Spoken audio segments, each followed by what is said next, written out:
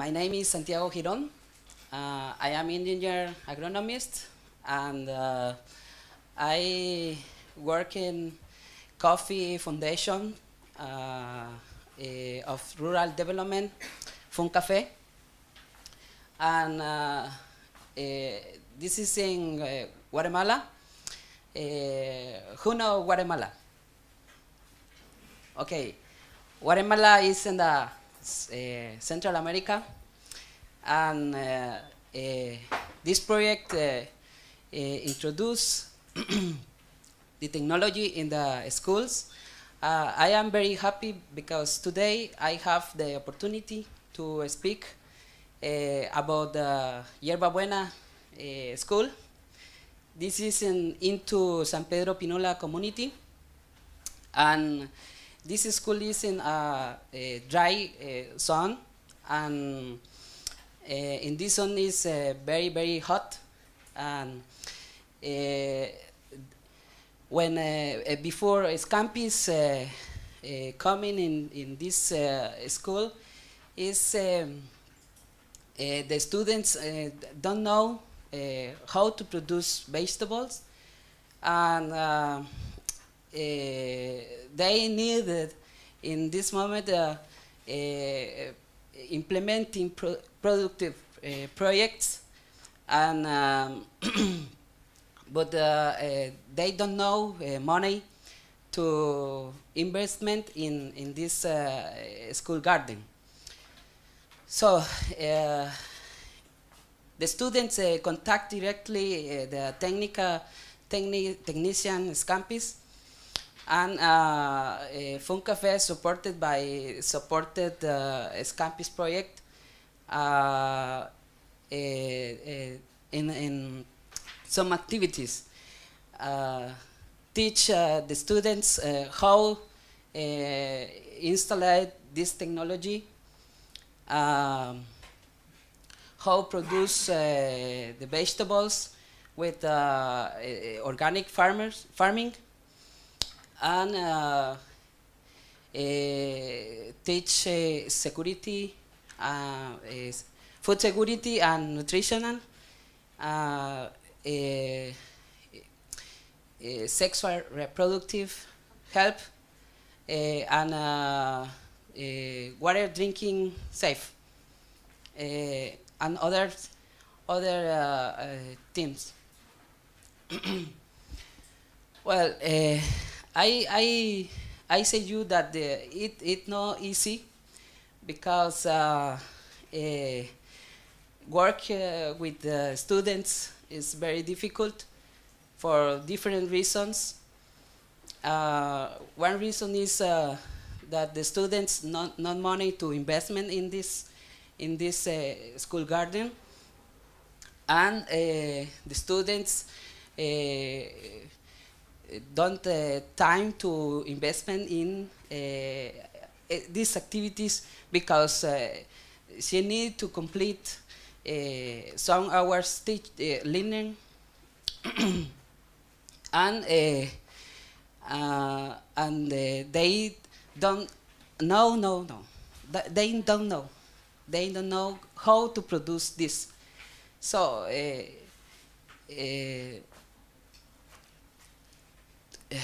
okay, after Scampis, the students now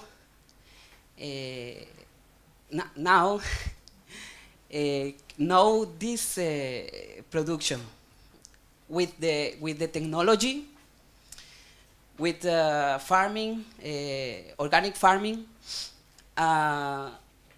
They know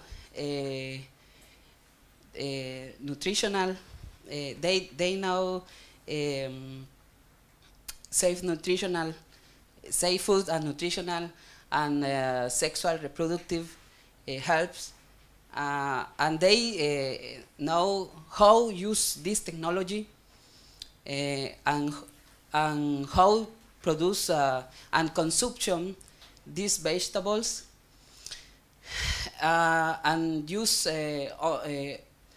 other recurses of this community to improve your food.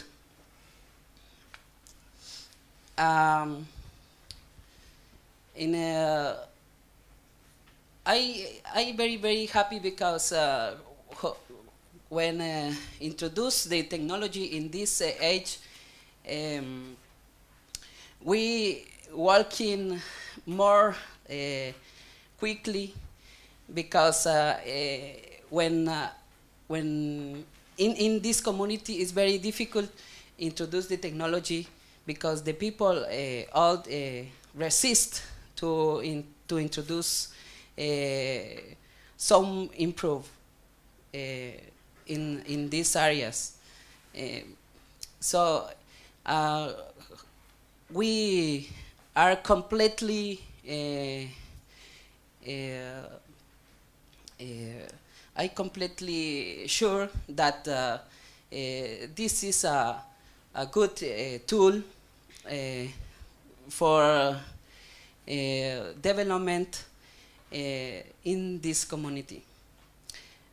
So I will I can no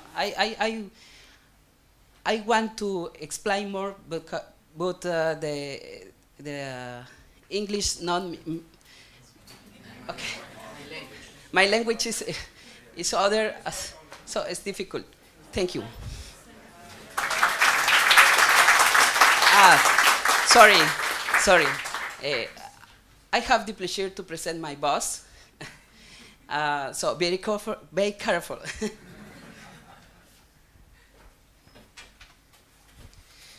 Thank you very much, Santiago. Ladies and gentlemen, good morning. It's a great pleasure to share you this morning about our work. My name is Minor Maldonado. I am Executive Director of Coffee Foundation for Rural Development, FUNCAFE. FUNCAFE as a social branch of Guatemalan National Coffee Association. FUNCAFE works in 3 different strategic areas: education, health, and food and nutritional security. Its campus project in Guatemala developed below the food security areas, where the micro-irrigation system represented innovative vehicle to improve the food security. The intervention was integrated to promote the most impact in the human rural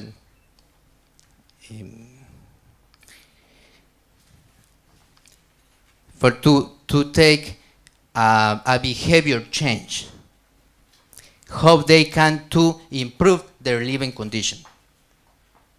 In order to integrate different actions and strategies, we work in 5 important points. The first one was the integration of technical components: education, health, and food safety. The second one was the methodological approach with using learning by doing system. The number 3 is working with women, because the women in Guatemala rural has a very important role to decide what kind of food the family will eat. The other important point was the differentiate attention to 3 different cultural areas. And the last ones, the formal education in food security and nutritional too. The most important lesson learning from this campus is how to generate a behavior change in the community people for to improve her living condition. That is the most important lesson learned by this, from this project in Guatemala for us. With this consideration, we have right now a big responsibility. How to do scaling up to the more people to give the same opportunity.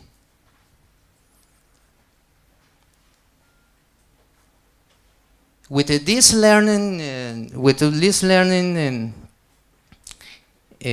lesson learning, and look to the next 5 years, we have defined a new goals. 5,000 new family at the on the western highlands of Guatemala, producing vegetable with a micro irrigation system for self-consumption. And the new goal is 1,000 hectares below irrigation to commercial production.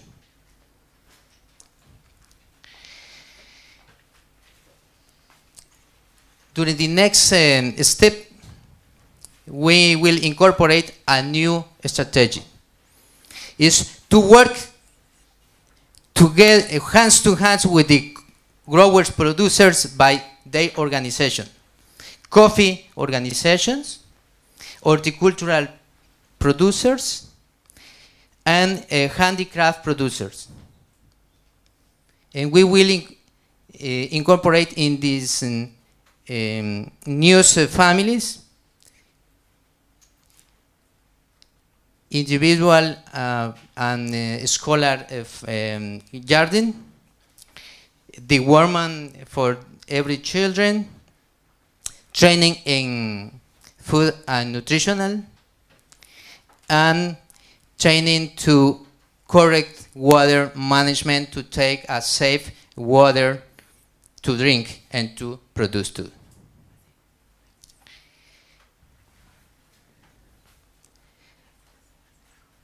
The principal challenges in this new step maybe is how to put all stakeholders in the same weight. How to harmonize, coordinate, collaborate to work for the same general objective, to reduce the poverty, the hunger, and the malnutrition in rural areas.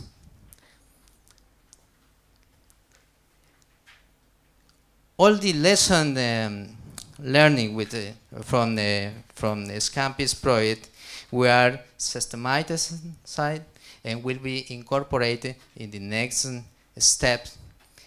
Doing this, we hope to contribute means to reduce the poverty in Guatemala, Western Highlands. Thank you very much. If you have any question.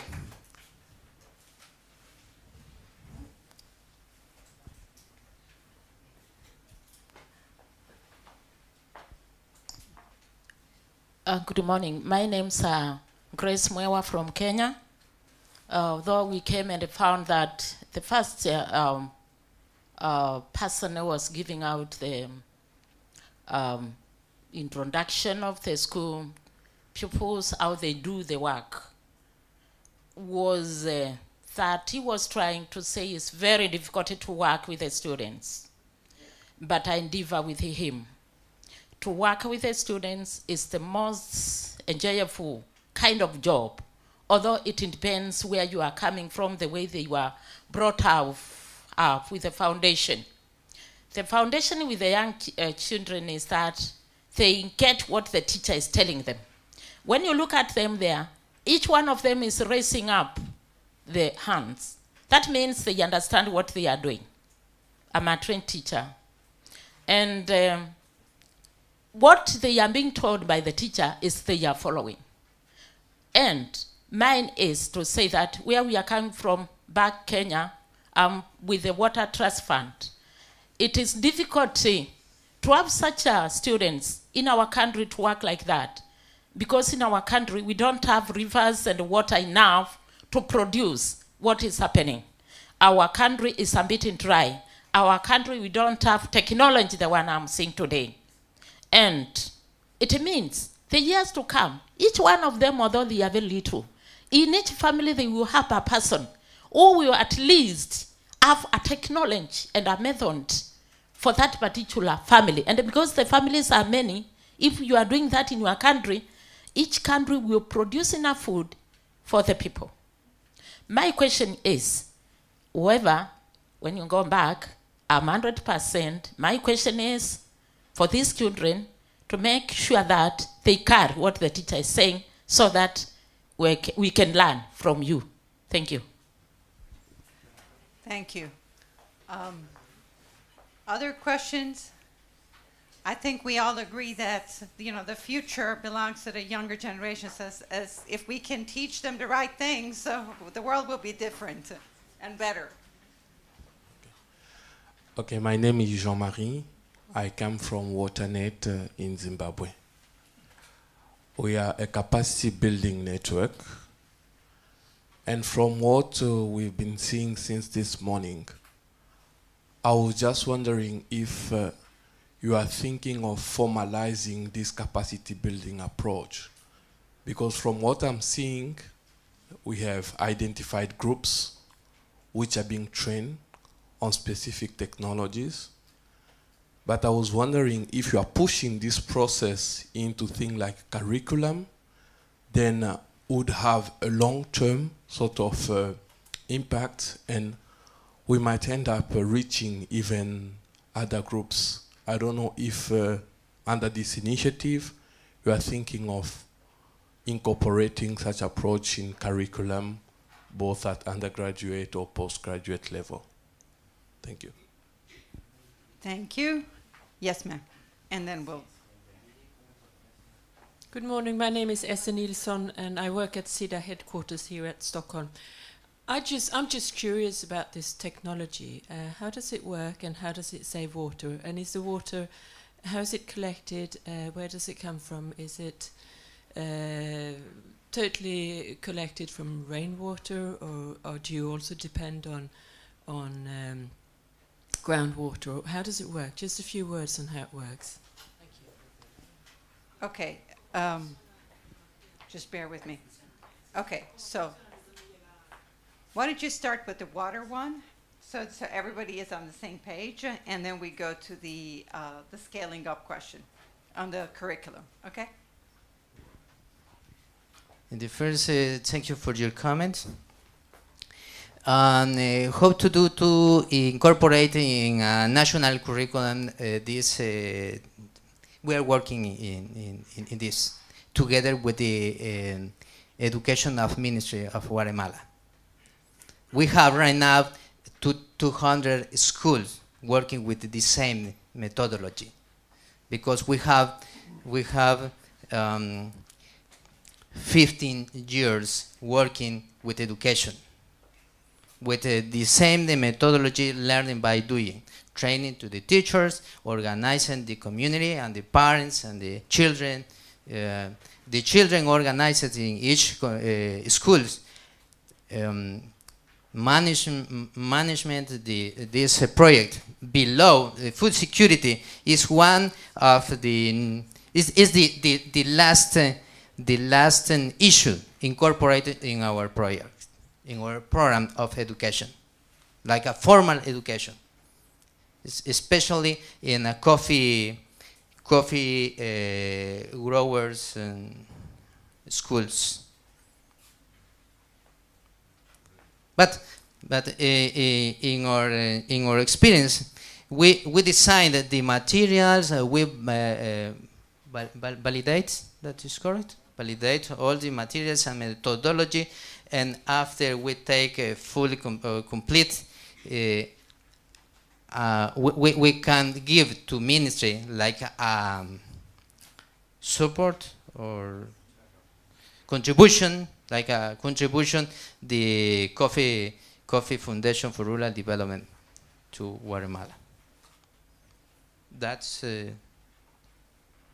clear. Okay. The other one is the. How does this thing? How does the micro irrigation work? So where do you get the water? Is it collected from rain? Do you have sources of water? We have the different sources. Rain is one, and the well is well, and from the river, a small river. They need to walk some 1 meters to pick up water, for to put on this bag. But we have a different kit in Guatemala because we were looking about different options in the market. In Guatemala, we have only 5 suppliers, and we talk with each, and we invite her to design a specific kit to use in small areas, 50 square meters or at 100 meters.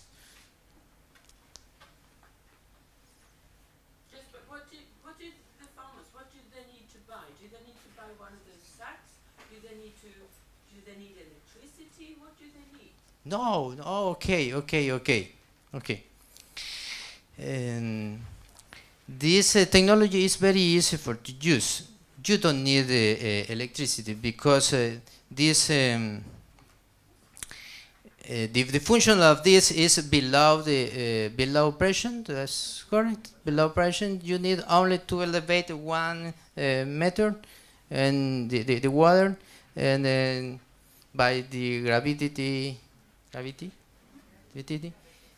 the water moves, and you need only to move to put the water inside and to move this taps, and to take the time.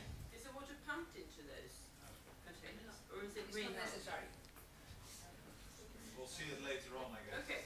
Okay, yeah, we have the other examples. Do you have something to show, to actually show how it works? To show, no, but I can quickly give you an idea. So, Yeah. Okay, get the microphone. And also, it will be helpful to say the cost of the kit. very quickly, then if you want I can give you more information. Because in each country has been different, but in the 3 countries there has been micro-irrigation kit. This technology is composed by one part where you put water, an amount of water. It can be a bag or a tank, and it can have different size, very small or very big, depending on the size of the land. And in the 3 countries, you have always 100 square meters, but in one, like in India, they decided to also have 20 square meters, so very small gardens. And so you have 20 square meter, 50 square meter, or 100 square meter that can be irrigated easily with this type of technology, because the gravity pressure and the amount of water is enough to irrigate that size of land. So you just have to fill manually the bag. In Madagascar, in India, for example, they also have the availability of pedal pump. So many farmers decided to buy a pedal pump, and they use a pedal pump to take the water from a river a little bit more far, and they pump the water directly into the micro-irrigation kit. So they use it in a complementary way, or they have directly the pump to irrigate. If they have enough water, they irrigate directly with a pedal pump. And of course, it's water saving this, because when you irrigate the vegetable directly at the roof, you don't inundate all the plot, so you just give the right quantity of water, and in that way the plant grow much more healthy and big and quicker also, because normally if you irrigate manually, you put one day a lot of water, and maybe the day after you don't irrigate at all. instead with this, you keep constant irrigation every day, or maybe two times per day, and also you irrigate the plant directly at the at the roots, and so you have less diseases of the plant because are not wet. So you also have this, and also the soil fertility is preserved because the water goes directly inside and doesn't wash all the soil of all the nutrient away every time when you inundate the land. In fact, here I think you see the pump up there. Yeah, and then that's how they get the water. How much does it cost? How much does a kit cost? $80.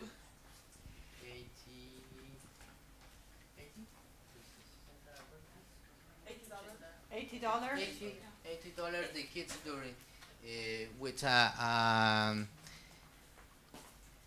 5 years Guarantee. yeah. Okay. If they can use correctly. For 5 years. Yes, you have a tank with this elevation, and you put the principal pipe, and this in each areas. I don't know where it's plot. You know, each Road.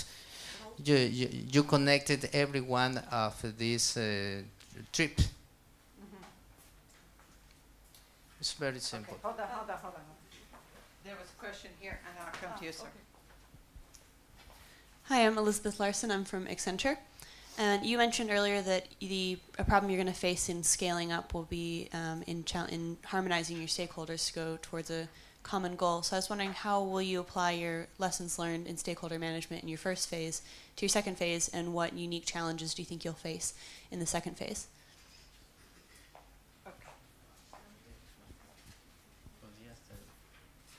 ¿Cómo piensa de armonizar todo esto diferente stakeholders en el proceso de scaling up? Okay. Right now we have we established consortium when we involucrate the partners, the small producers organized by cooperative. They are part of the next project because we are working with their family, their producers, to take the empowerment and engage.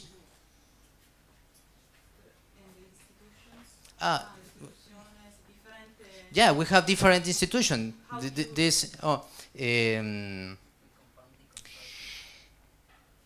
We are involucrating national bank to take someone's credit if it is necessary, and the suppliers too, the producers. One program of the agricultural ministry.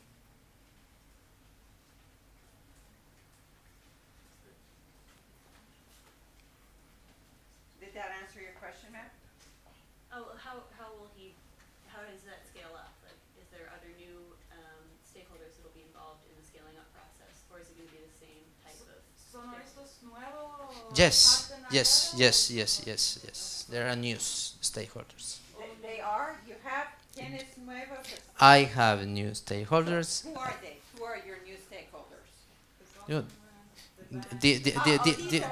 This cooperative horticultural producers, for example. The last new are handicraft producers. Okay. And new coffee producers too. Okay. Yes, ma'am, I'll come to you. Yes, thank you very much for your interesting story. My name is Jaap Evers. I'm from Meta consultancy in the water sector in the Netherlands. I was wondering, as we are speaking about scaling up this technology, what would be the rate of return of the investment a farmer would make? You say that a kit costs about, I thought, $80 but I don't know 80 what, 80 US dollars? $80. For instance, I am a farmer and I have 100 square meters of land, and I'm able to invest in the first 50 square meters for a kit of this micro irrigation. How many years would that mean to me to have refunded my investment and for me to be able to also do that other 50 square meters that I have? So what's the rate of return? Does that take me 1 season of growing? Does it take me 2 seasons or 1 year or 3 years? Maybe this is more. Okay, so hold on to that question. Hold on to that question. Elisabeth van den Acker from German Development Corporation. I think my question goes into the same direction a little bit, not the rate of return for a single farmer, but also for upscaling. Can you observe already that people who are not participating in the project but who see what's going on, who see the beneficial effects of the project, that they are going for themselves to buy the kits? Self-adoption of the innovation? Thank you. Okay. You want to take? Sorry. Okay. In terms of rate of return, we have been calculating more or less depending on what they are producing. For example, we found out that if you cultivate 100 square meters with tomato, in 4 week times, you will have enough quantity of, in one season, in one cropping season, you will have, they are earning 30 euro, we can say 30 euro. So, in 1 year they could fully repay the technology. And this very much depends on what they are cultivating. So, the price of the technology can be repaid within 1 year of production. Of course, you don't. They need to have the money before, so they have to invest. So the problem is how to get the credit and then pay back this. But the price of the technology is quite low. And as long as the farmers are really convinced that they can produce enough and then sell it, they will be able to. They are willing to buy it. And also in Guatemala and also in the other countries, we saw that after the first piloting demonstrations, and already now at the end of the project, there are many farmers who actually want to buy the technology. So this is the reason why it's happening, the scaling up. The scaling up is, nobody wanted to think at the scaling up at the beginning of the project. We were just implementing the project. And then this is something that happened the last year. In the last year, in the 3 countries, more or less at the same time, all the 3 countries said, yes, now we are going for scaling up.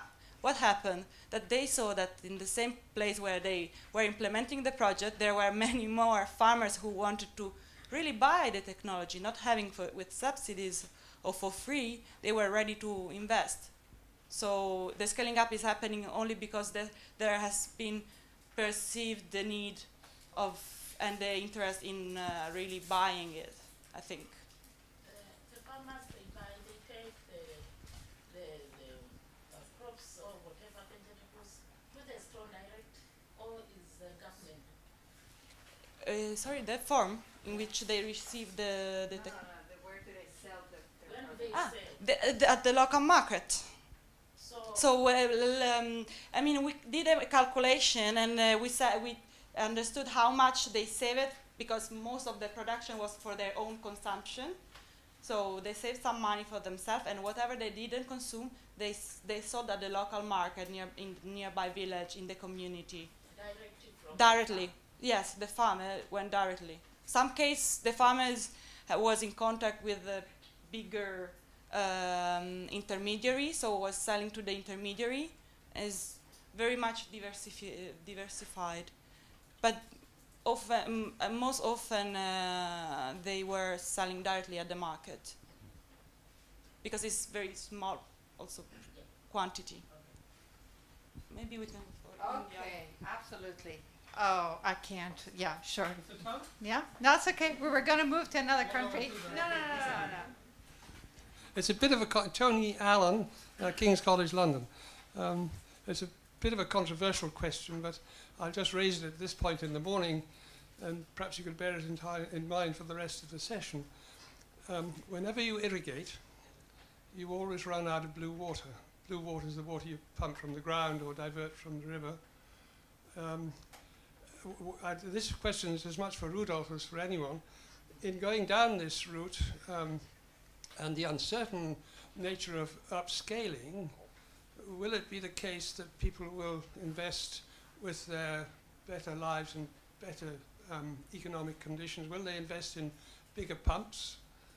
Because it is the case everywhere, whether it's California, Australia, or the poorest farmers in India, wherever you irrigate, you always run out of blue water. We'll wait for Rudolf to take that after we hear from our India colleagues.